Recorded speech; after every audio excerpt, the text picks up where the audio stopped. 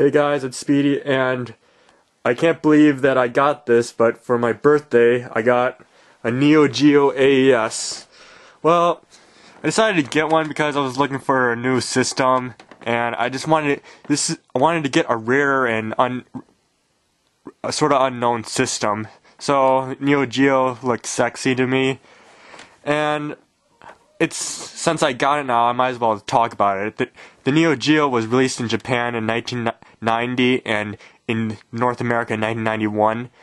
This system was at a price of $649, and back then, but in today's money, it's over $1,000. So this is like the second most expensive system of all time.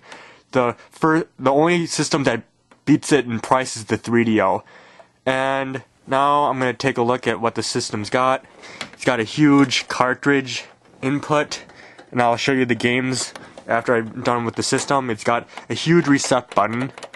It's got a power on and off switch, but unfortunately there's no LED light. And here's what's interesting, the controller ports. These are the same controller ports that the Atari 5200 has, so I think you can plug a 5200 controller into a Neo Geo and it might work. Headphone jack, headphone volume, another controller port, and this was the new thing back then. It actually had a memory card, and I believe this was the very first system to have any type of memory card, and you can bring the memory card and put it in your Neo Geo and even take it to the arcade. And what I know that this system is like, why it was so expensive was that SNK, the company that made this, made arcade machines, and they decided to make an arcade version, a home console version of their arcade machines, and this system has everything that the arcade machines have in their system, and so this was basically getting your very own arcade machine and bringing it home. So unlike, as you know, arcade gamers, that whenever an arcade game gets ported to a system, and usually that arcade port sucks ass, but this system was like, screw all that, we're making the arcade games as perfect as possible. So yeah, the games for this were arcade perfect.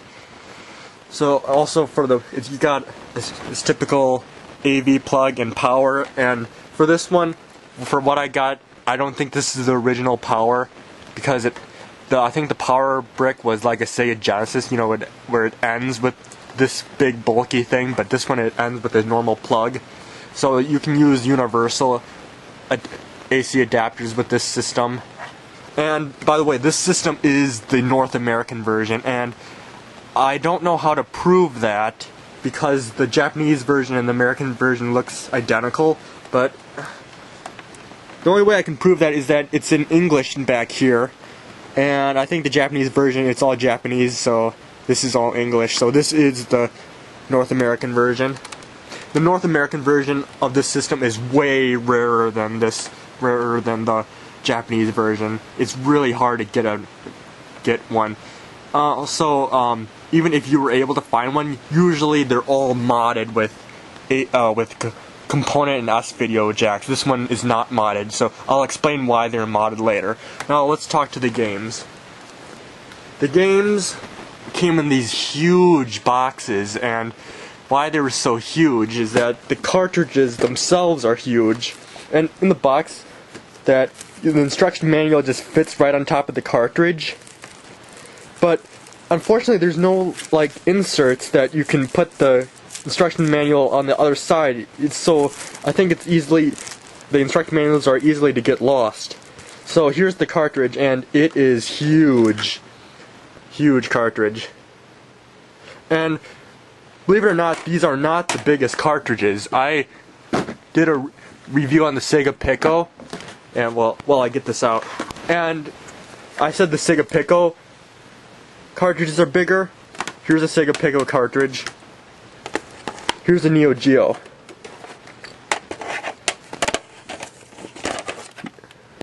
Yeah, the Sega Pico version cartridge is a little bit bigger, so these are not the biggest cartridges ever.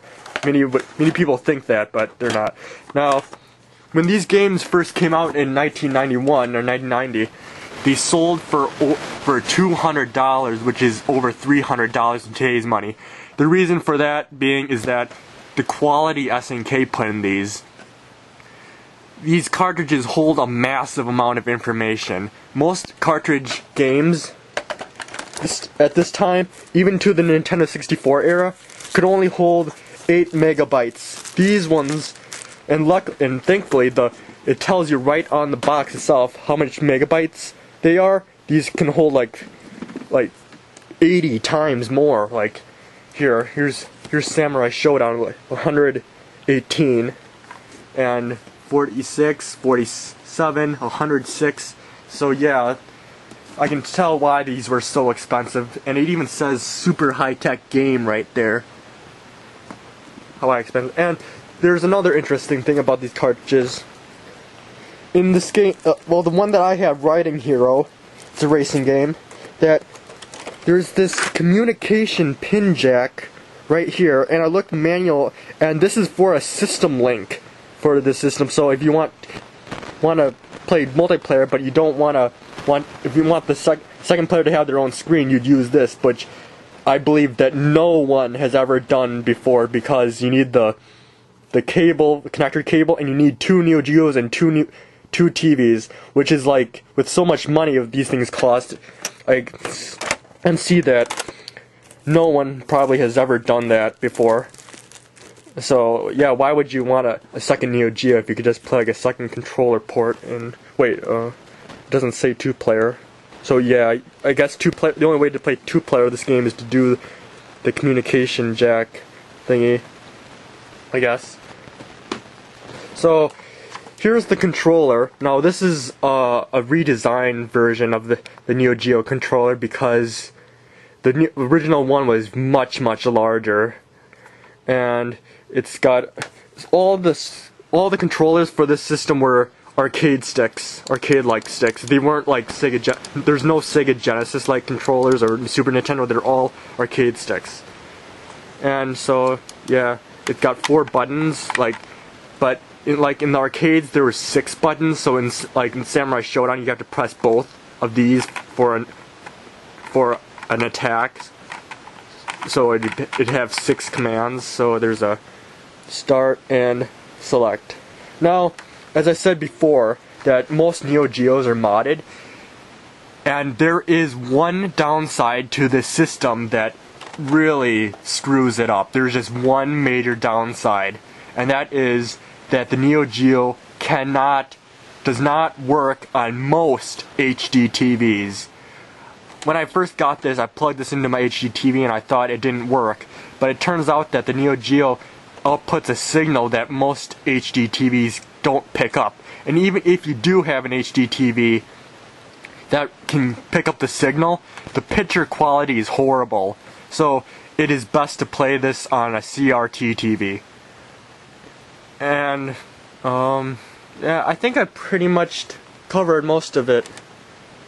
So the Neo Geo, definitely one of the most expensive consoles of all time, but its quality and the games made up for it. Oh yeah, one more thing about the games.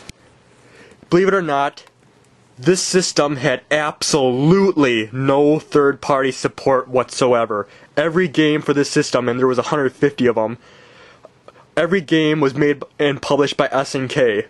And one last thing, the system was the second longest lasting system ever.